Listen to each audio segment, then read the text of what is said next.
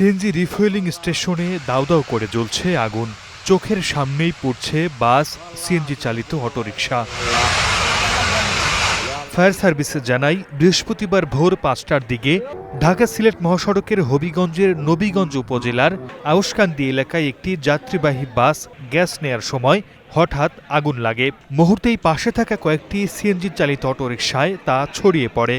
খবর পেয়ে নবীগঞ্জ ও হবিগঞ্জ থেকে ফায়ার সার্ভিসের ৩টি ইউনিট প্রায় ২ ঘন্টার চেষ্টায় আগুন নিয়ন্ত্রণে আনে। তবে এর আগেই পুড়ে ছাই হয়ে যায় ৯টি অটোরিকশা ও একটি বাস। বাসটার ভিতরে যখন করতেছিল যাত্রী খুঁটি থেকে এখানে আগুন লাগার পরে এখানে ৯টা সিএনজি সহ বাসটা ক্ষতিগ্রস্ত হয় এবং এটার যে শেড আছে, 2টা ডিসপ্লে বোর্ড আছে, বোর্ডগুলো ক্ষতিগ্রস্ত।